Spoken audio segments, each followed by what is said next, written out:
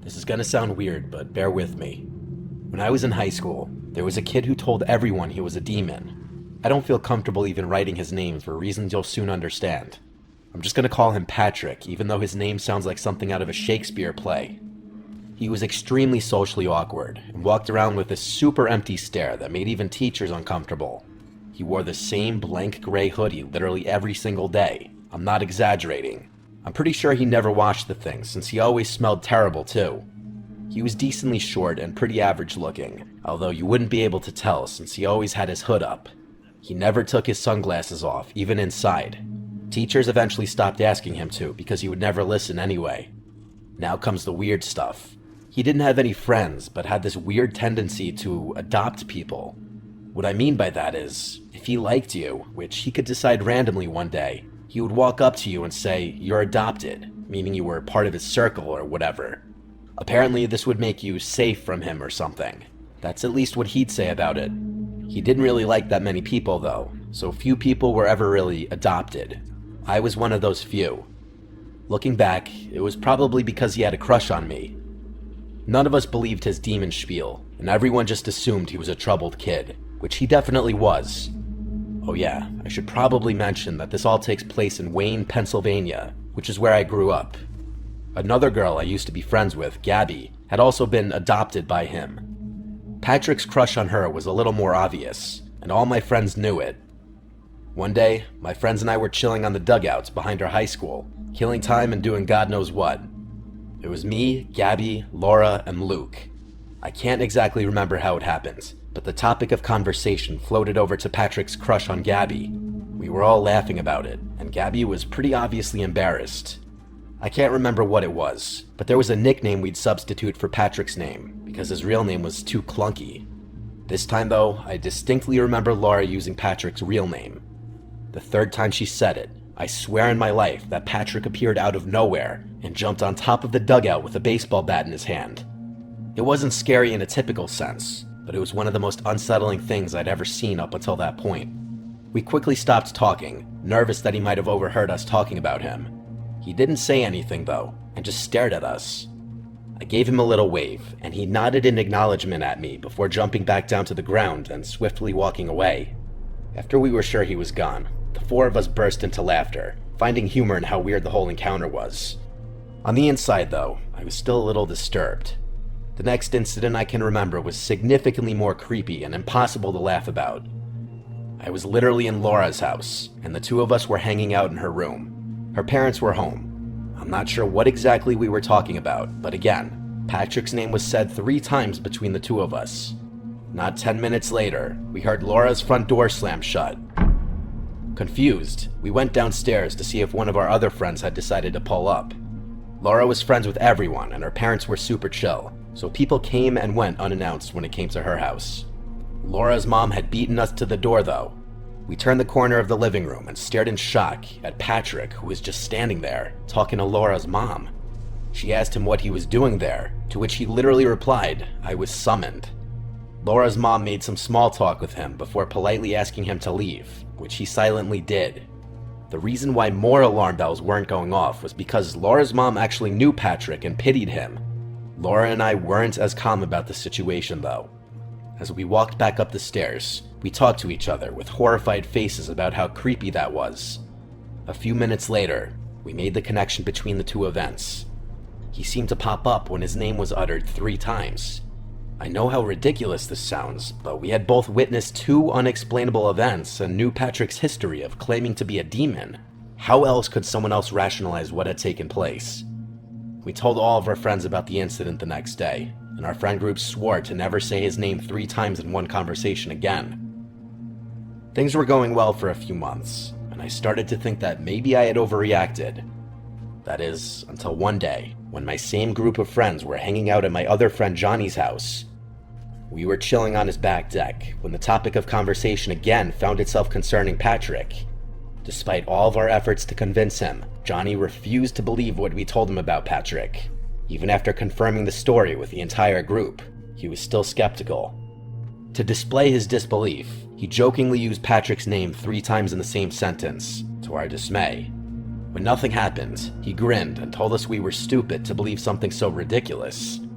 As annoyed as I was, part of me was relieved that he hadn't shown up. I spoke too soon though, because a few minutes later, Patrick jumped over Johnny's backyard fence. Johnny noticed him first and stopped speaking mid-sentence. The rest of us followed suit and went dead silent, nervous about what Patrick might do this time. We watched as he stared at us for a few seconds before jumping back over the fence and disappearing out of sight. Johnny started freaking out and accused us of conspiring with Patrick to scare him. We told him that we literally begged him not to say anything. We sat in silence for a while before Johnny eventually told us all to go home, clearly shaken from the experience. The last experience I had concerning Patrick was definitely the scariest and most disturbing. It was the only one where I felt like my life might have actually been in danger. A few months after the incident at Johnny's house, I was home alone one night. My parents rarely left the house back then, so this was a rare occurrence. I decided to take advantage of the situation and invited a boy over whom I'd been talking to. He was kind of a tool, but so were most of the guys I was talking to at that age. We were hanging out in my room, and it was lightly raining outside. After a while, he mentioned something about Patrick, which made me visibly cringe. He got confused, so I explained the situation to him. He burst out laughing and told me he was going to say Patrick's name to scare me. I begged him not to, but he did it anyway. Only this time, he didn't just say it. He literally screamed Patrick's name 3 times at the top of his lungs. There was no delay this time. The moment he finished yelling, I could hear the rain instantly pick up outside. A few seconds later, there was a flash of lightning. I started to freak out. The guy I was with actually seemed sorry and told me it was probably just an extremely unlikely coincidence. I cursed him out and ran to my window to look at the storm. I glanced down to look at my driveway and screamed when I saw a silhouette of a person looking up at my window. It was too dark and stormy to know for sure, but I was 99% certain that it was Patrick. I shut the blinds and rushed downstairs to make sure all the doors were locked. After locking the back door, I saw that person again. Only this time, he was standing motionlessly in my front yard. I felt a panic attack coming on, and I knew Patrick was going to find a way inside my house. I started screaming, "But I'm adopted," over and over again, hoping that would do something. I know there was no way he'd have been able to hear me, but my brain was all over the place at that point. The guy I was with ran down the stairs a few seconds later and picked me up off the kitchen floor in an attempt to comfort me. I looked out the window again, and he was gone. The storm was still coming down like crazy though, but it's not like I was going to search the property anyway. The next morning, after that guy had left, I went out to inspect my yard. To my horror, I found something sinister in the far corner of my backyard. It was Patrick's hoodie, and wrapped inside of it were a couple random belongings of mine that I assumed I lost. My parents were gone another day, and I was too scared to call the police. I figured I'd show my parents what I had found after school the next day, and they'd take it from there. I never had to, though. The next day, Patrick didn't show up to school. He didn't show up the day after that either. None of us ever saw him again, and no one knew what happened to him. My parents still live in the same house, which is something I think about a lot. I know this isn't your typical scary story, but I'm not sure where else to vent about this.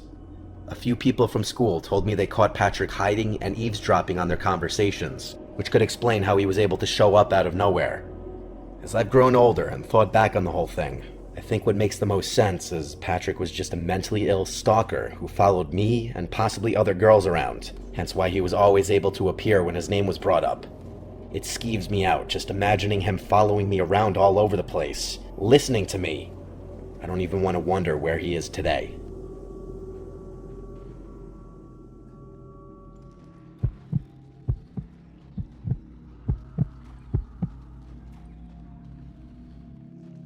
I'm from Denver. This happened a few years ago. My friend Mike and I were heading to a dinner party one snowy Saturday evening. We decided to stop at a liquor store before heading to the party. It was honestly a pretty annoying detour with the snow coming down, but we didn't want to show up completely empty-handed. We picked out some local craft beers and a bottle of whiskey and made our way back to the car. I remember the snow started to pick up around then, but it was nothing we weren't used to.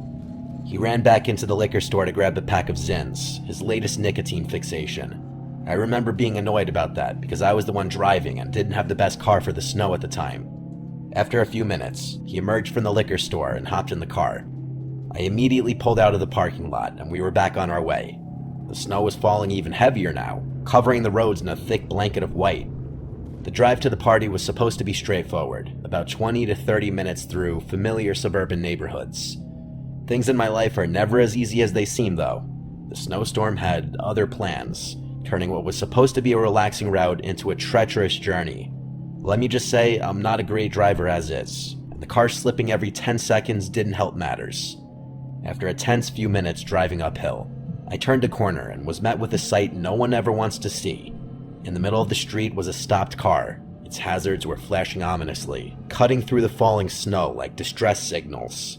Both the driver's and passenger side doors were open. I was tempted to just drive around it and continue on my merry way, but Mike instructed me to stop. Judge me if you want, but I'm not your typical Good Samaritan. I've been through way too much BS in my life that has ultimately resulted in a distrust in strangers I typically default to. I told him we were late, but he urged me to stop with a concerned voice. Mike had gotten me into trouble before with his childlike curiosity, but this was different. Someone could be in trouble. Reluctantly, I stopped the car, and the two of us sat in emotionless silence for a few seconds. Mike asked if we should check it out, which I told him was what we were doing. He rolled his eyes and told me watching the car from through the windshield wasn't going to accomplish anything. He was kind of right. I really didn't want to get out of the car, though. Nervous about the situation, I asked him if he'd just wait a few more minutes, which he reluctantly agreed to. We sat there watching the eerie blinking of the hazards against what was otherwise a beautiful snowy backdrop. Nothing happened, which I was kind of surprised by. Eventually, Mike said he had had enough and was going to investigate. Before I could stop him, he stepped out of the car. I watched with a rising sense of apprehension as he approached the vehicle. As he was doing so, I could have sworn I saw something dark move out of the corner of my eye. It might have been my worried mind playing tricks on me, but this situation was seeming worse and worse to me every second that passed. Not even 10 seconds later, I thought I saw the car jolt a little, like something had moved in the trunk or back seat. Again, maybe my mind was playing tricks on me, but I didn't care. I made a quick-time decision and slammed on the horn, startling Mike, who had been inspecting the inside of the vehicle. He understood what I was communicating and sprinted back to the car. I drove off immediately and told him my suspicion that the whole thing was a trap. He was pretty annoyed when I told him I didn't have any actual proof, but I responded in a firm voice that I wasn't going to risk my life for someone who could easily call for help. The rest of the drive was pretty tense, to be completely honest. He was the type of guy to hold a grudge longer than most. We arrived at the dinner party and things were finally normal again. We were there for several hours, and Mike and I had all but forgotten what happened earlier. After a nice dinner and an enjoyable time catching up with old friends, our host turned on the TV to give some departing guests an update on the snowstorm. He flicked over to the local news, and what I saw was actually horrifying. The police were issuing reports of a stolen vehicle that had been jacked not even 2 hours earlier. They were circulating a spoken account from the victim, which went something like this. A woman was driving her teenage son home from a friend's house when she noticed a car in the middle of the road, hazards on and doors open.